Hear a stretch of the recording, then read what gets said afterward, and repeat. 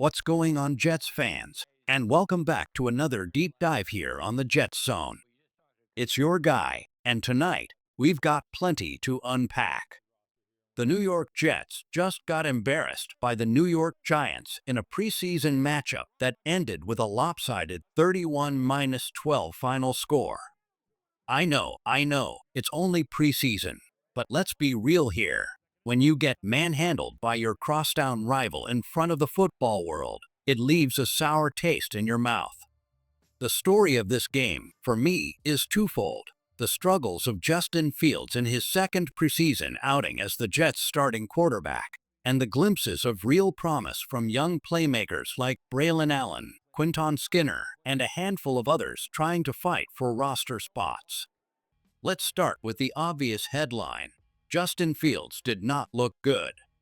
He went just 1 of 5 for 4 yards. That's not what you want to see from your starting quarterback in a game that was supposed to be an important test run for this offense. It wasn't just the stat line either, it was the eye test. Fields looked hesitant, didn't work through his progressions the way we know he can, and at times it felt like he was locking onto Garrett Wilson instead of scanning the field. Now, some context matters here. Fields was under fire from the opening snap. The Giants' defensive front, arguably the best in the NFL right now, had their way with New York's offensive line. On one viral play, Kayvon Thibodeau absolutely schooled rookie tackle Carter Warren, making him look foolish with a nasty inside move. Plays like that highlight the challenge this offensive line faces as we get closer to the regular season. Still, this wasn't the version of Justin Fields we saw against Green Bay last week. In that game, Fields looked comfortable. He spread the ball around, showed confidence stepping into throws, and kept the defense guessing. Against the Giants, he looked rushed and uncertain. But here's the truth, Jets fans. This is what preseason is for. If you expected a flawless performance every week, you're going to be disappointed. Fields is going to have ups and downs as he settles into this role. The key takeaway. Fields is at his best when he gets into rhythm early, when those first couple of completions go through. He's a confidence quarterback. Much like a hot shooter in basketball, once he sees the ball go through the net, he catches fire. Unfortunately, he never got that spark in this one. But before we start overreacting and saying, Fields can't throw, let's pump the brakes. This is preseason football against a top-tier defense. What matters most is how he bounces back in week 1 of the regular season. Now, let's shift to a positive, because there was one big silver lining: the running game. Braylon Allen, the rookie running back, continues to impress. Every time he touches the football, it feels like something good happens. He runs with power, but what really stood out tonight was his patience and ability to make defenders miss in tight spaces. Last year in college, Allen was known as more of a bulldozer, but in this game, you saw flashes of finesse. He wasn't just lowering his shoulder, he was shifting, cutting, and falling forward for extra yards. I'll say it right now, Allen might be more explosive at this stage than Breece Hall. That's not a knock on Breece, who is still working his way into top form, but Allen looks like a future star. It wouldn't shock me if by season's end, Allen has as many touches as Hall, if not more. And speaking of Hall, while his stat line was modest, 7 carries for 26 yards, you could see the burst on his 12-yard run. That's the kind of juice the Jets missed last season. Pairing Hall with Allen gives the Jets a 1-2 punch that could carry this offense through stretches where the passing game struggles. Bottom line, while Fields struggled, the running game offered a glimpse of hope. And if this team can control the ground game, it's going to make Fields' life a lot easier when the regular season kicks off. Now, let's move on to something that actually excites me: the fight for roster spots and the emergence of young talent. Because while the scoreboard wasn't pretty, there were several Jets who made a strong case for themselves. First off, let's talk quarterbacks behind Fields. With Tyrod Taylor sidelined, Adrian Martinez got extended action, and I'll be honest, he looked better than I expected. He showed poise, especially attacking the middle of the field. Sure, there was the ugly interception where he should have just thrown it away, but outside of that mistake, Martinez flashed. His mobility kept plays alive, and his ability to hit receivers in stride was encouraging. Then there's Brady Cook, who came in later and delivered one of the highlights of the night, a touchdown strike to Quinton Skinner. Cook is probably destined for the practice squad, but I'll give him credit. He's outperforming expectations. He looks more polished than what his college tape at Missouri showed. He's not going to steal a roster spot from Martinez, but he's making a case to hang around this organization in some capacity. And speaking of Skinner, what a performance from him.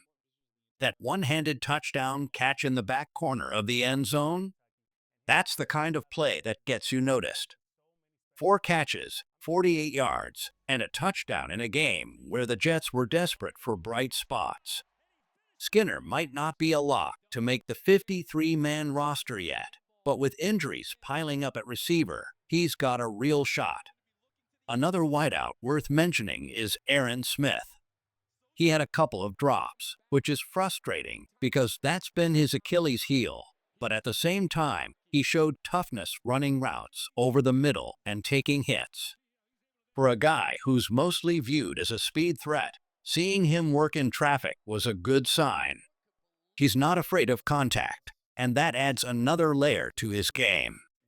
And then there's Brandon Smith, who quietly had a nice connection with Martinez. He didn't light up the box score, but he was reliable and physical. Between him and Skinner, you're looking at two receivers fighting tooth and nail to claim one of the final roster spots. Tight end play also deserves a shout-out. Stone Smart isn't going to be a star, but the guy plays with attitude. He absolutely flattened a Giants defender on a block that fired up the sideline. Add in his week 1 touchdown, and you're looking at a player who's making the most of his opportunities. In a Jets offense that could use more versatility at tight end, Smart might carve out a role behind Mason Taylor.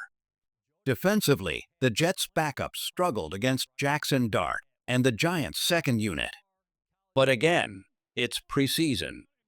The concern level shouldn't be high, but it does highlight the importance of depth. The starting defense is elite. The backups, not so much. That's an area the coaching staff will need to address as cuts approach.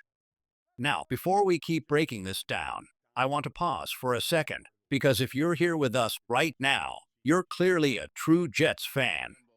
So do me one favor.